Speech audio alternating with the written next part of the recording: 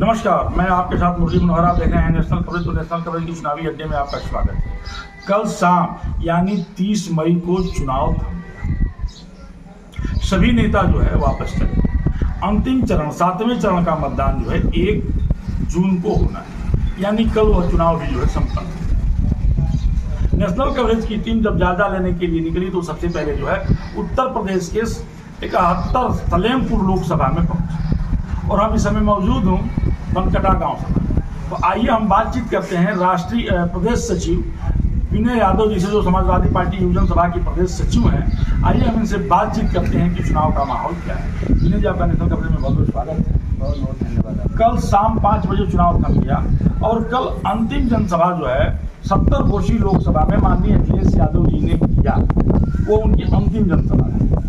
शुरुआत तो उन्होंने जो है सहारनपुर से किया, लेकिन अंत जो है उन्होंने 70 कोसी लोकसभा किया। आपका जो घर पड़ता है वो 71 जो है सलेमपुर लोकसभा में पड़ता है। 71 लोकसभा की क्या है? यहाँ रमाशंकर राजू भारी मतों से जीती। जातिगत समीकरण से, क्षेत्रीय समीकरण से, हर समीकरण से यहाँ से समाजवादी पार्टी बहुत बड़ी जीत हुई। इसलिए इस बार का चुनाव जो है किन बिंदुओं में साधा गया है या विकास? यहाँ का चुनाव इस बार का नौजवान रोजगार को लेकर के करना चाहता है, दलित संविधान को लेकर के करना चाहता है, पिछड़ा संविधान को लेकर के करना चाहता है, और जो भी किसान है अपने कर्ज माफी को लेकर के यहाँ का चुनाव करना चाहता है। आपने संविधान की बात की, संविधान बदलने की बात चल रही है। अगर हम पिछले चीजों पे देखें तो राजीव गांधी ने अपने पास 11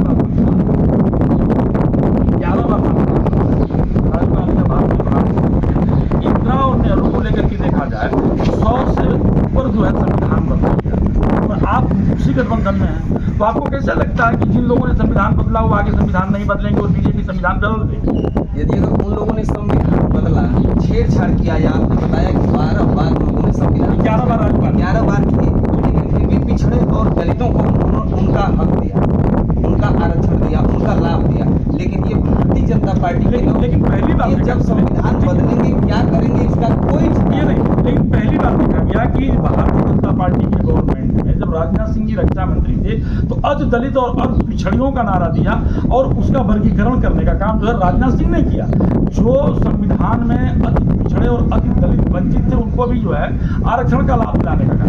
लेकिन ये आरक्षण का लाभ देकर के चुनाव तो माननीय नेताजी के कार्यकाल में हुआ था। ये तो नेताजी के कार्यकाल में ये आरक्षण का लाभ देकर के और त्रिस्तरीय चुनाव तभी गठित हुआ। मैं त्रिस्तरीय चुनाव की बात नहीं कर रहा हूँ, मैं आरक्षण की बात कर रहा हूँ कि सभी जगहों पर जो है अति पिछड़े और अति दलित का जो है संशोधन करके जो है बीजेपी की गवर्नमेंट में जो राजनाथ सिंह ने उठाया था में उसको पास किया। अरे कोई ठिकाना नहीं है ना।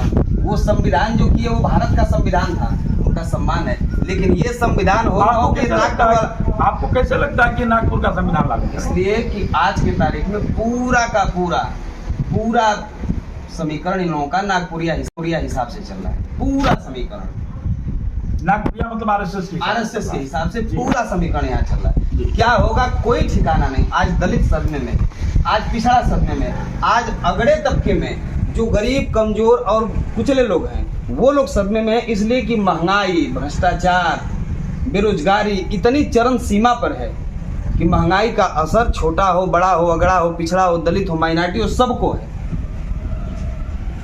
तो इस बार का जो चुनाव लड़ा गया है वो महंगाई को लेकर के लड़ा गया है, बेरोजगारी को लेकर के लड़ा गया। यहाँ जातिगत समीकरण काम नहीं कर रहा। जातिगत समीकरण नहीं काम। यहाँ बेरोजगारी, महंगाई, इन सब चीजों को, अग्निवीर जैसी भर्ती जो देश का नौजवान देश की सीमा की सुरक्षा करता था, जिससे पूरा देश, पूरा अवम चैन की नींद सोता था। उस अग्निवीर जैसी योजना ला करके देश के जवानों का इतना अपमान किया गया। देख लीजिए, आपके बगल के प्रदेश में एक अग्निवीर का जवान शहीद होता है, न उसको शहीदी राशि मिलती है, न शहीद का सम्मान मिलता है, न शहीद का दर्जा मिलता है। बताइए, इससे अधिक इस देश के लिए शर्मसार क्या हो सकता है? जो सरहद पे जवान रक्षा करता है तो हम और आप सुरक्षा की दृष्टि से सोते हैं, पूरे खुले आसमान के नीचे खुले मन से आवाम में सोते हैं, बैठते हैं, खाते हैं, पीते हैं। आज पूरा देश उसे शर्मसार है। अग्निवीर जैसी योजना ला करके कुछ दिन में तो लगता है कि ये सारा चीज अग्निवीर के तर्ज पे सारी नौकरी ये छोटी कर दी जाएगी, 4 साल की कर दी जाएगी, 5 साल की कर दी जाएगी। सरकार तो कह रही है कि हम जो है अग्निवीर को जो है स्थायी भी करेंगे समय आने पर। अब तक उनका कोई मैनिफेस्टो यदि अगर हुआ है तो ये केवल सरकार बनाने के लिए केवल जुमला कर रहे हैं। सरकार ने तो कहा था कि हम खाते में 15 लाख रुपया भी देंगे, सरकार ने तो कहा था कि हम 2 करोड़ नौकरी भी देंगे, सरकार ने तो कहा था कि हम स्मार्ट सिटी भी बनाएंगे। सरकार यदि अगर एक भी अपने मुद्दे पे कायम हो तो फिर अभी अमित शाह जो है अपने भाषणों में कह रहे हैं कि अगर सरकार दुर्भाग्य से बदल गई तो धारा 370 खत्म हो जाएगा, अयोध्या में मंदिर में ताला लटका दिया जाएगा और जो विदेशी ताकतें जो है भारत में हावी हो रही हैं उनको पुनः उनको आने के लिए रास्ता खोल दिया जाएगा। ये केवल एक भ्रामक स्थिति पैदा हो, ऐसा कहीं कुछ नहीं है कि दूसरी सरकार बन जाएगी तो वहाँ ताला लग जाएगा, या ये केवल और केवल ये झूठ बोलने वाले लोग हैं, ये लोगों को केवल बरगलाने का काम। ऐसा कहीं कुछ नहीं है कि धारा 370 हट जाएगी और ये मंदिर में ऐसा कहीं, ये केवल झूठ बोलने वाले लोग हैं और ये झूठ बोल करके पुनः सरकार में आना चाहते हैं। 10 बरस हो गया, 10 बरस का अवसर मोदी जी ने 5 साल का अवसर इस देश के लोगों से मांगा था, पुनः इस देश के लोगों ने उनको दोबारा अवसर दिया, 10 साल का अवसर दिया, लेकिन आज तक न महंगाई कम हुई, न बेरोजगारी कम हुई, न नौजवानों को नौकरी मिली, न किसी के खाते में 15 लाख रुपया गया, न कहीं स्मार्ट सिटी बनी। राहुल गांधी कह रहे हैं कि 85-100 रुपया पर मंथ खटाखट भेजा जाएगा, यानी 1 लाख रुपया भेजा जाएगा। बिल्कुल सत्य कर रहे हैं। यदि अगर किसी को लगता है कि ये बात बहुत अतिशयोक्ति है, बहुत अधिक है, तो 15 लाख से कम है। यदि अगर लगता है कि बात बहुत अतिशयोक्ति है, बहुत अधिक है, तो 15 लाख से तो ये तो 85 सब ये तो देने लायक है। यदि अगर देश के पूंजीपतियों का 25 लाख करोड़ रुपया यदि अगर माफ किया जा सकता है, 25 लाख करोड़ 16 लाख करोड़ यदि अगर माफ किया जा सकता है तो ये तो छोटी राशि है। 8,500 रुपया ये दिया जा सकता है, ये बहुत बड़ी राशि है। प्रधानमंत्री कहते हैं कि हम जो किसान सम्मान निधि देते हैं, ये 8,500 रुपया हर महीना देंगे। 8,500 रुपये में सारा काम यदि अगर एक गरीब परिवार चाहे तो अपना चला सकता है।